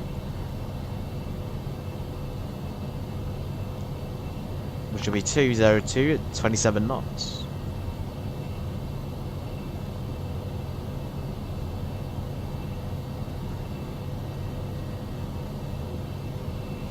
So Blee's on wet. It is saying wet runway there, but it was dry conditions. Like the ATIS information said wet. It also says wet there, but X-Plane 12's weather is giving me dry and good sunny conditions. Unless this is incorrect. But we are on live weather, so it shouldn't be. Yeah, so arrival data, we want the... So 11 degrees, 214.08, 1010 on the QNH, still the same pressure. So full flaps, of course, so 39 degrees of flaps. And there's no speeds there. Let's check the next page. We have an RLS, as I say, 108.10 on 1. If we do need to go around at this airport, it's just going to be a follow around the go round procedure, go right hand traffic and make back for runway 19er. So flaps 39, packs on, no en route icing. We have got icing on automatic, but we've not had to turn it on manually. So landing distance. These are the temperatures, so if we say like 11, this is the like runway values, and then landing distances. So VREF is 135. This is a bit more detailed actually than you get on the 737. I don't remember on the 737. Yeah, so 135. We'll see what the landing speed is. Let's program that approach in. So we want the Ibino to Tango into the it'll be an RNAV 19. No transition.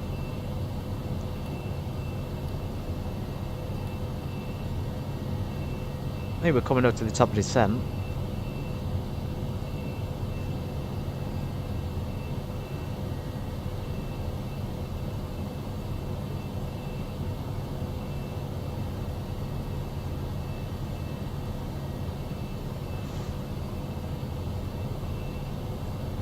Well, we need to be down by 10,000, so we'll begin our descent.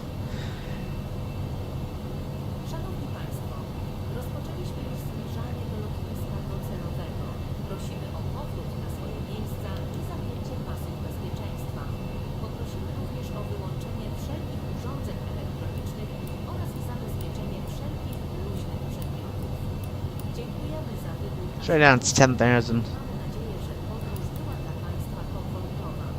W razie potrzeby nasza załoga jest do Państwa dyspozycji do samego końca lotu. Dziękujemy.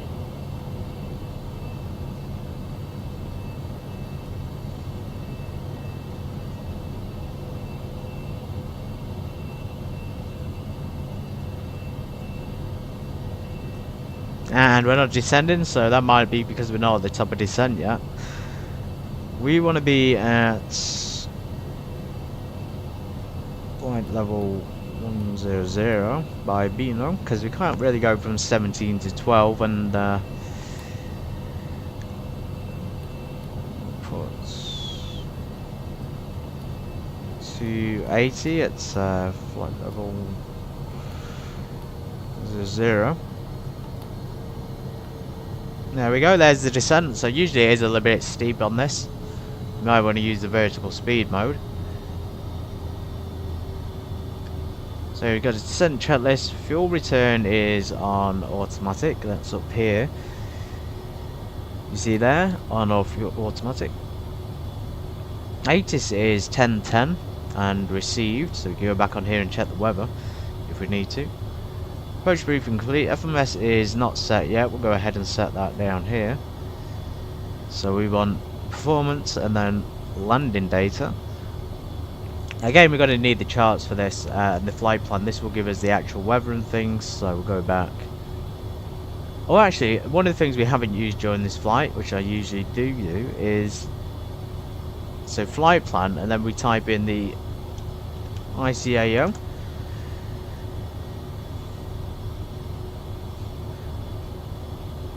EPSY.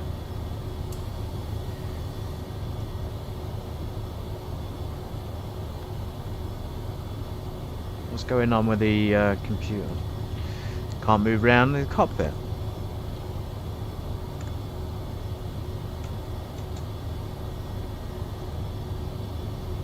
Because it's still locked onto that for some reason.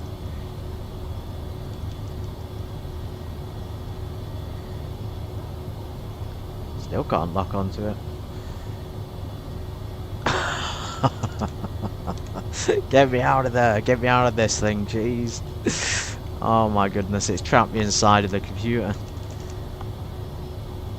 Right, well we know on that side of the pilot's cockpit. That is a pain, isn't it? You can't click out of this box. You have to. So you can't move around the cockpit.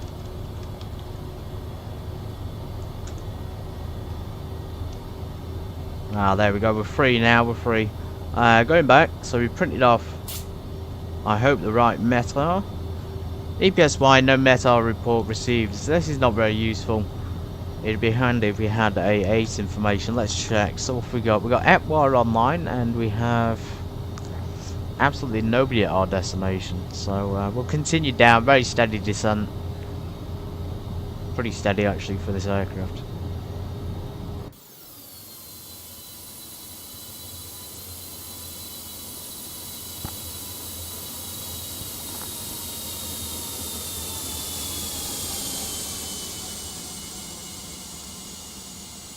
It is nice to be back in planes as well on a Monday for the usual stream. Doing a little bit of train stuff as well recently, so nice to be back in the captain's seat. To actually use my hardware again as well. Right, so we'll just assume that the data for the landing thing is... We'll get it from here rather than the METAR, but we've got 214, as I say earlier. 214/08 on the wind. And then, so temperature is 11 degrees. It's pretty much the same conditions as we set off with. Is it going to be dry or wet? So, I'm probably going to be dry at Poland. It's usually cold there rather than wet. Cold is the right word. So, anti-ice is off. Operative anti-skid. Anti-skid is near the landing gear, guys. Excuse me, not near the landing gear. It's here somewhere.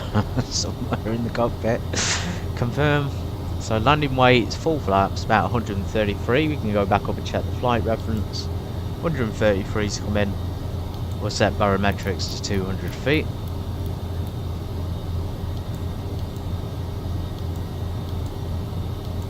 I just want to check all this, make sure everything is as it needs to be. So you can see there the thrust, the EPR rating there for each section of flights: toga, climb, cruise, and then MCT. You could do LP or HP, but we'll leave it where it is.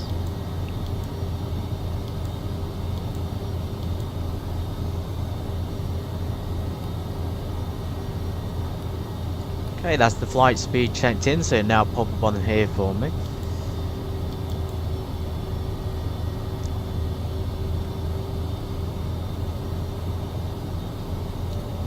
Seatbelt signs are coming on.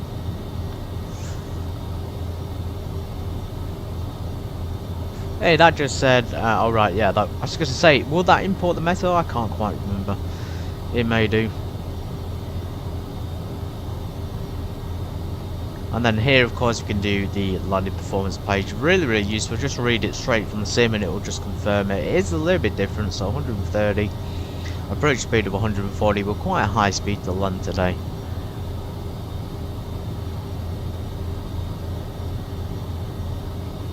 And we've only burned, well, we burned about 1,300 possibly. So kind of accurate.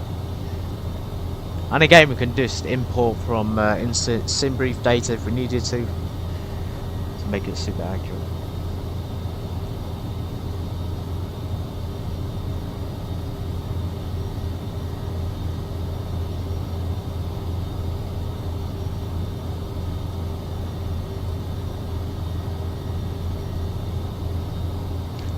There's Gdansk, the old ship port up there.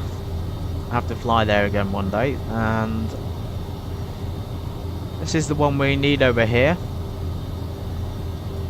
Of course, then we're going to be, if we were going further north, we'd cross into Kaliningrad, which is Russian territory. That's probably why there's no planes there. I have flown from Poland up to Kaliningrad before. I believe it's up to this airport, and it is a really good little place to go to for a sim flight at least.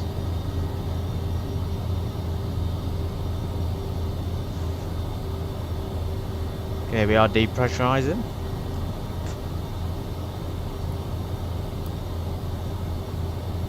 Well, you notice as well here we have, oh, that's cool. They've actually modelled the weather radar on the plane. You can see there they've modelled it. So these are the outlets. So these illuminating where people are using them. So there's someone using them at the front, you know, the aft. Someone's on the divan, as they say in the posh world, and aft just tells you where everything is. Conferencing groups is in use. If we turn that off, of course, they're not going to have power to the phones or anything like that. What we will be doing though is turning the internet off and the satellite communications off. We've got the camera on, so if you want camera, usually it's on here for camera. So cameras, you can see the external of the aircraft. Forward camera, under the nose, you can actually see the camera in the nose as well, so that's what that will be. Aft, top, and EVS. Good way to see the approach and to see you know, where you are taxiing on the ground. If you have this camera, for example, you can see the surrounding area, so you don't have to worry about crashing into people.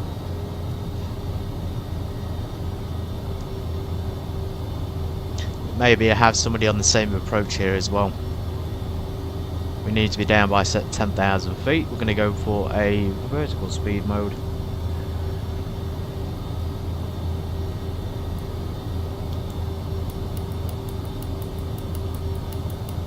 We'll do about 1,800 feet a minute.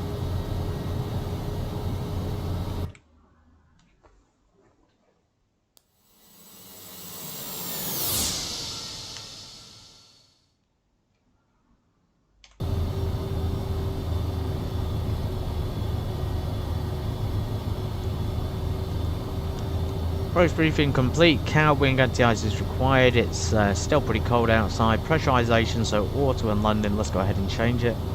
Ah, it's already changed automatically to landing. And there is ice. Well, there's something present on the windshield that's turning the anti-ice on. Pressurization check. So next will be before landing checklist. We need now to keep descending all the way down to 4,000 feet.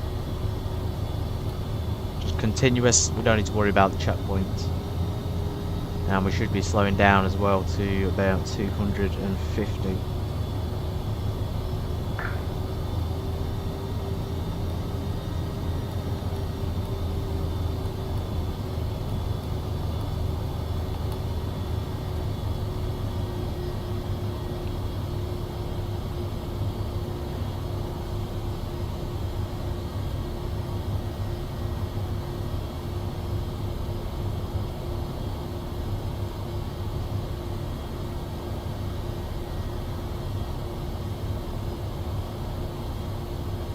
10,000, 9,000, yeah, straight to 4.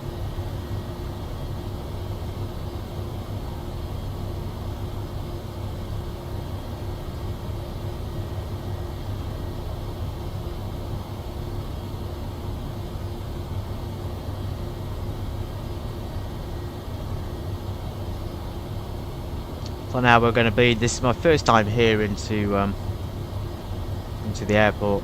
Very unique name. I do like it. Probably will fly back here. So we'll come down runway 19. It won't be obvious at the moment where we are. So emergency rows and things. Emergency aircraft stand. We don't need that. So runway 19. Well, probably we may have to backtrack then, or we'll take this taxiway and then we'll taxi back. We could ideally do with a terminal parking over here, but there's only 4 spaces, so it's a very small airport. Actually terminal 1 there, so we'll backtrack. We'll turn around us here.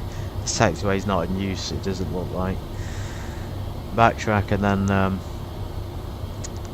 go all the way to Romeo and then terminal 1. With 20 conditioning 5000 for the VOR 19 Yankee. He must be going to the same one, VOR runway 19. It's interesting.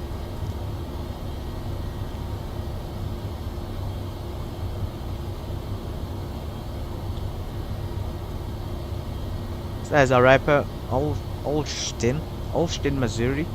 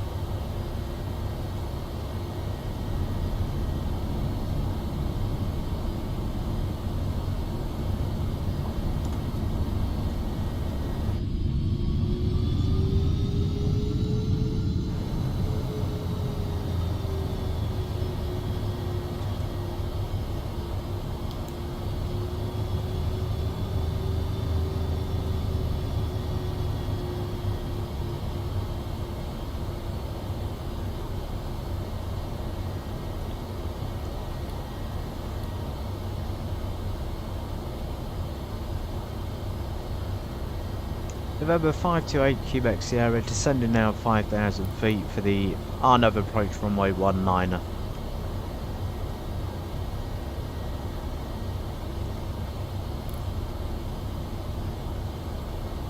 Same approach, I think. So we could do so you can see there Arnav minimum and then LPV. LPV is selected as well, so this is really cool. We might be able to use our overhead hood panel, and of course we just adjust our seat here to get a proper reading. So this is what you do in real life. You would adjust your seat so you could see it. We are going to set standard pressure. We are about 7,000 feet. We'll do it nice and early, so 1010. Double check it's been synced. So there's a little bit of a syncing issue with the 1010, so it's a bit impossible to do it. When we get to the approach, we'll change the navigation here from FMS to navigation 1, and then it will come up with it here, so we can see it. The cover as well is an automatic thing. You could turn that off so that the cover is not there at all.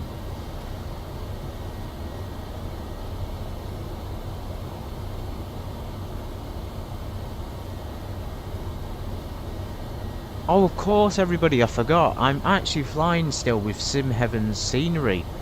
I've completely forgot to uninstall it. So this is the scenery will be Simheaven's rather than the default X-Plane 12, which is probably why Berlin looked a little bit better than usual. Yeah, so still using the Simheavens, and the performance has been absolutely fantastic.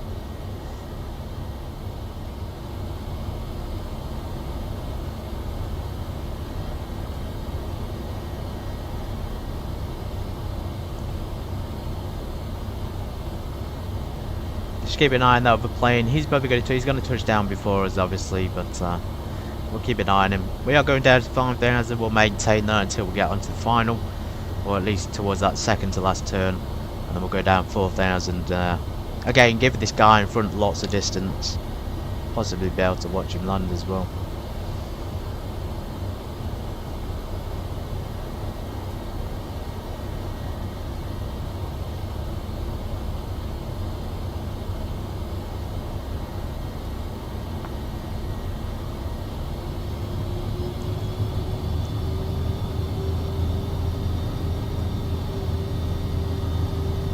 Welcome in, Captain Leandro. Do I use map enhancement? No, I don't. Never used any enhancements at all. It is purely an accident that we're using Simheaven today. Purely an accident. I didn't even notice.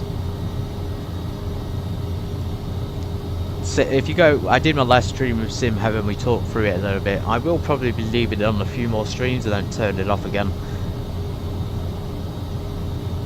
Did get a recommendation for map enhancement. Now I don't personally endorse it or recommend it because it does have some very strange practices in the software. So it will request a deep level access to your computer, and it will request access to things which can't then be reversed, so you can't then deny access to the program, and you can't turn it off. That's just from what I've been reading about and seeing, so I'd be very cautious about downloading it. The Simheaven though is absolutely fine. You can remove that at any time and it doesn't request access to anything that's anything basically. It just needs to be put into the custom scenery folder and it will work.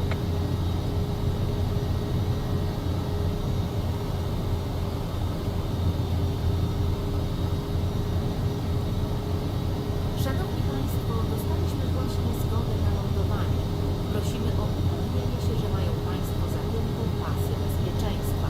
Dziękujemy.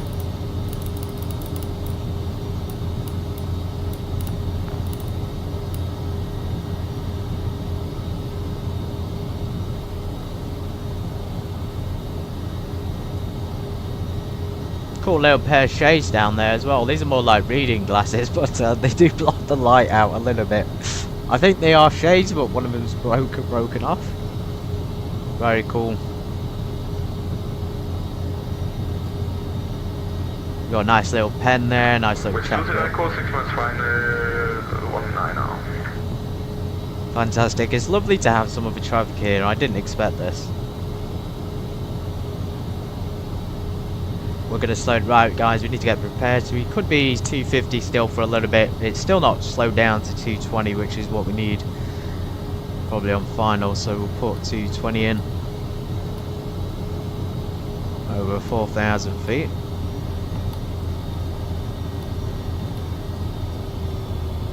So you can see that it's automatically changed now, the speeds.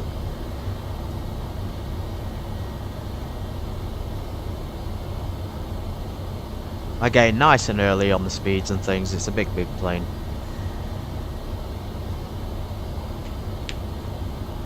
Ah, okay, so you've already uninstalled it. As I say, I have looked into it, but it just seems a little bit too shifty. Some of the and the developer themselves, you know, they do offer a pro version, but again, it requests deep level system access, which I'm not comfortable with at all, to be honest. This is why I don't recommend any add-ons at all. I don't recommend add-ons payware or free. It's very rare I use any, and if I do, like I am today, it's you know, this isn't like a permanent change on my channel. Here we are. We're going to be turning final. Let's get a notch of flaps as we slow down to 200. Our landing lights can come on. Could probably turn the anti-ice on off at this point. It's a nice warm day in Poland. Surprise, surprise. We have... what do we have here? We have 4 degrees outside. There's the runway. We have the runway in sight, so we're going to keep descending now, 4,000 feet.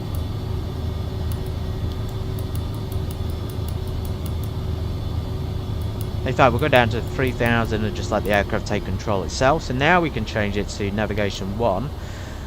I think it will follow the approach. I think it will.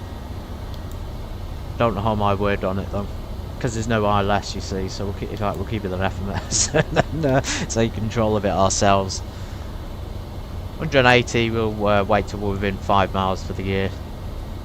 Ocean traffic with 20 Echo vacated via Romeo. Yeah, we need to get off by Romeo, hopefully. I don't think we'll have enough room. Good blimey, how far are we here? We're 8 nautical mile final. Second stage of flaps.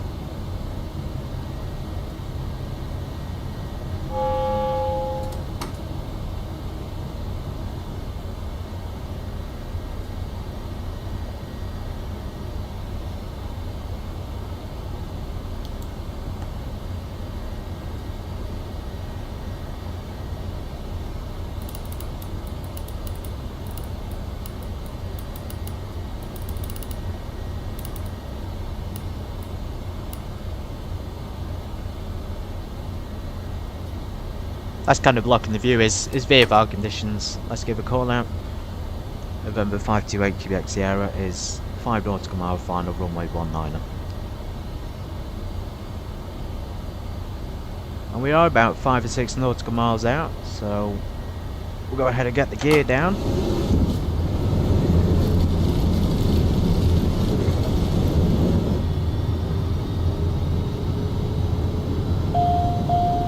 I think we're just at the point there where we intercept the glide slope, because it is coming up with a G. We must just be on it ever so slightly. We'll wait a little bit longer, although we're probably a bit high, so we'll take the autopilot off. Ground spoilers should be armed. I'm going to turn the auto throttle off as well. We're going to inhibit the warning system. Again, it may be a go around, but I'm actually really glad if it is. Just gives me more time to hand fly the plane. So heading is set. A go around altitude will be 4,000 feet. As it is a steep approach at this airport as well, so we'll go full flaps.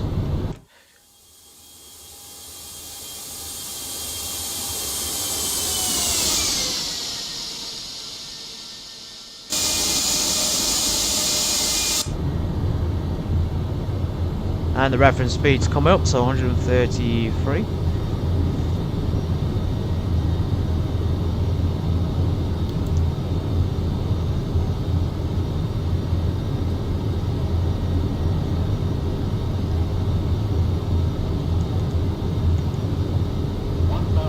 Thousand feet to go, stabilised, missed approach altitude set. Autopilot autothrottle is disengaged, full flaps. Get our feet on the rudder. A little bit high, a little bit fast.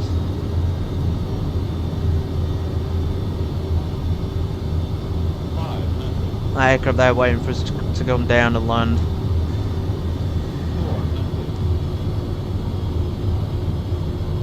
Coming up to minimums.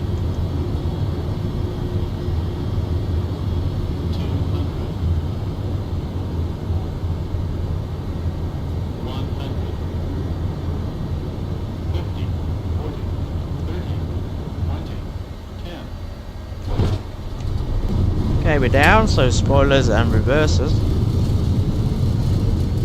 Not gonna get off by Romeo.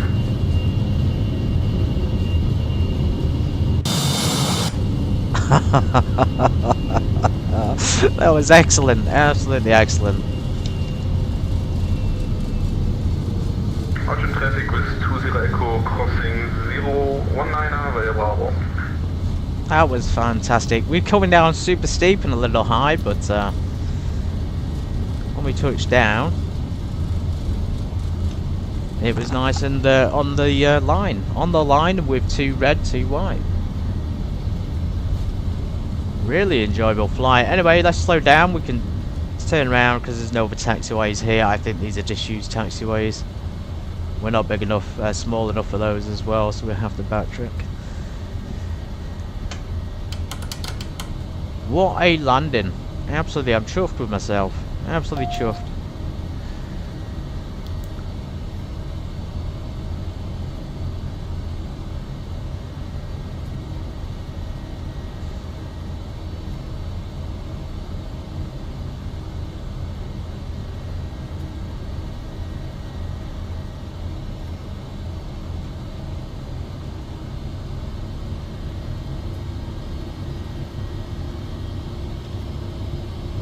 going to use the X-Wings for our map. So we'll get off.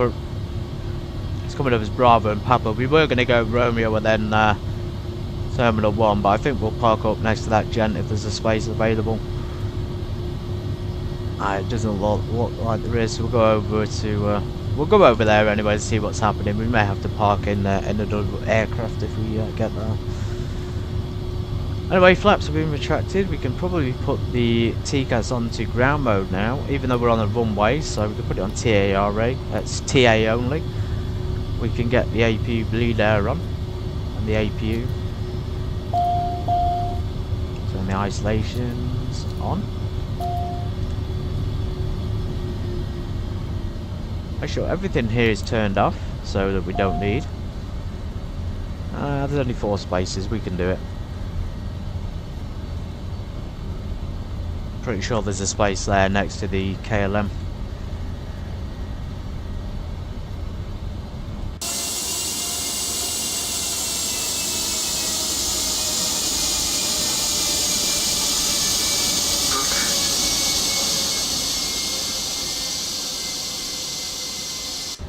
And ground spoilers can come off. Depressurized pretty well actually, pretty quickly. Still got cabin altitude at airboat altitude, which is expected. Cabin announcement in Polish, on ground. Szanowni Państwo, witamy na lotnisku docelowym. Samolot bezpiecznie wylądował. Prosimy o pozostanie na swoich miejscach z zapiętymi pasami bezpieczeństwa do momentu, gdy samolot całkowicie się zatrzyma i sygnalizacja zgaśnie. W imieniu kapitana oraz całej załogi chcielibyśmy serdecznie podziękować za wspólną podróż. Turn the heaters off. Cabin window heats off. Życzymy przyjemnego pobytu lub bezpiecznej dalszej podróży. Do zobaczenia na pokładzie przy kolejnej okazji.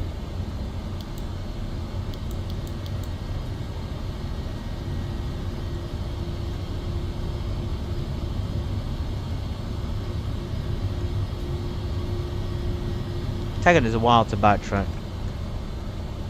Absolutely. Not bad, again, not bad over there. There's nothing there, maybe because the scenery's not been built. Look at that. What an arrival into Poland, NetJets.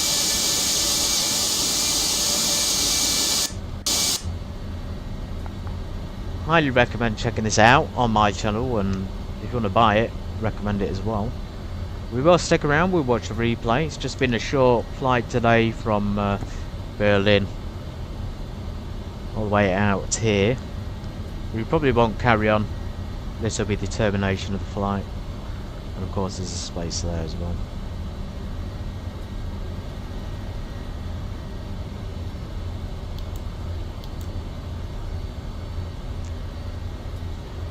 Takes the light strobes off.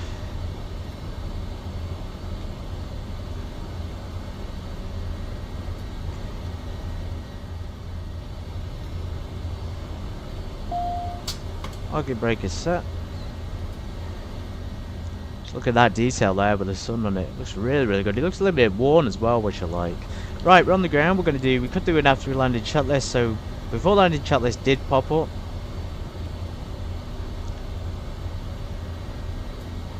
We didn't need it too badly. So radar's coming off. Transponder is also coming off.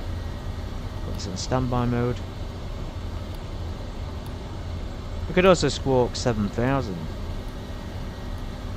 Ready for the next flight. Flaps are up, ground spoilers off, landing light strobes are off. Let's turn the super signs off, people can get the bags while we shut the aircraft down. We won't open the door just yet. Cow wing anti-ice is required, anti-ice off, off, off. Left and right alternate boost pumps off. APU is required, an APU generator. Lead air, brake temps. So we go over here, we can check the brakes. Brakes are pretty good, so this is 24, 21. We had a little bit more on the left there. Tends to be a differential with the TPFR, so just be aware of that.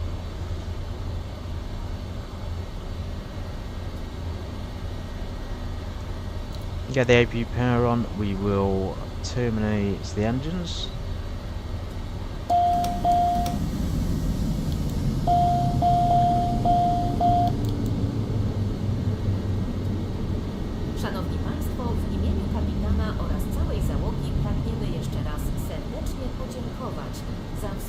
podróż. Było nam niezmiernie miło Leaders gościć coming państwa off. na pokładzie. Samolot zatrzymał się już Turn na the płycie packs off. lotniska, a sygnalizacja zapiąć pasy została wyłączona. Możecie Państwo teraz bezpiecznie odpiąć pasy bezpieczeństwa i Fuel przygotować pumps. się do I think we need to opuszczenia samolotu. inhibit the sign warning thing on landing because it does go off quite a Mamy lot. nadzieję, że wkrótce będziemy mieli przyjemność I'd say turn the IRS off gościć before you na turn the pokładzie screens off, samolotu, just to make a sure it has in Państwu fact. dziękujemy. Yes, it's disconnected. Turn all the lights off at this point. Anti-ice. Screens could come off. Door safety. We never put door safety on. I do forget it a few times, but it doesn't tend to make a difference. Left generators off. Beacons off, and we should have door open.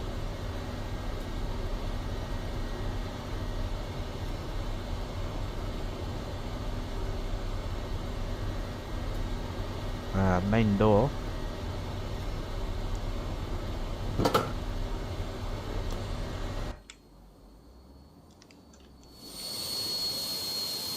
And the Whistler APU. Right, guys, we can bring the van to the aircraft.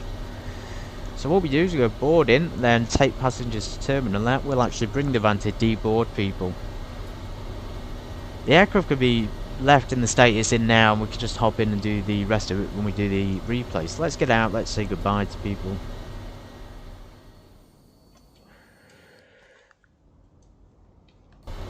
That didn't go as planned. We should be dropping down.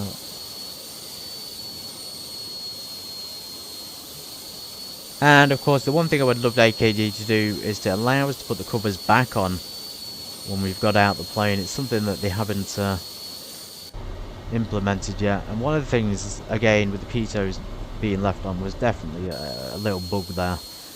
Anyway, we're down to the ground. Thanks for being here and stick around for the replay. Very impressed with that replay. That was very, very good.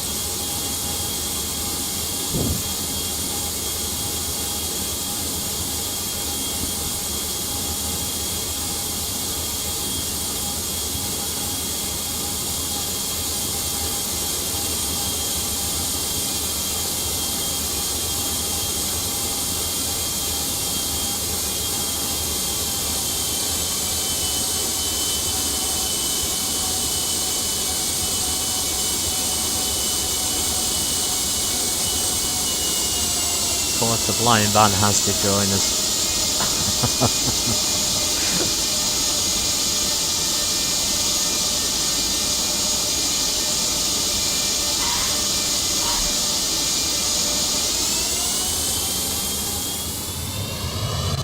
A little bit squeaky, a little bit of a rough one.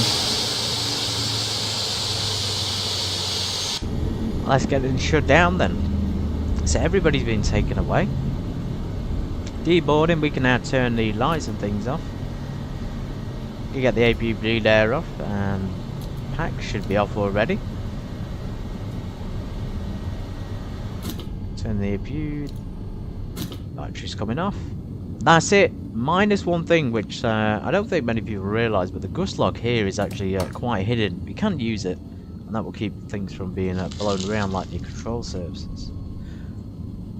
There's a power button here, which I like. On the they do include a little ABI tab, which seems to be rare for developers.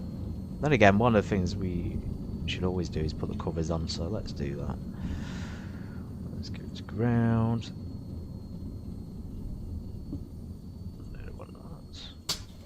Oops. Set all covers.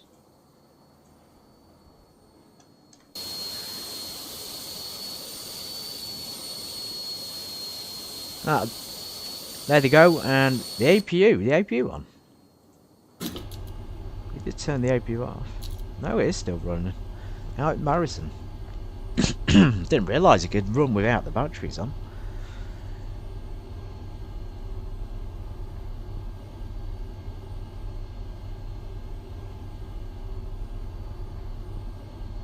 It's been a bit of a learning curve again, this, as trying to remember what's required. Hopefully then that's now going to turn them on, off. Yes, it's turned off, we can get the door closed. Pilot should now disappear.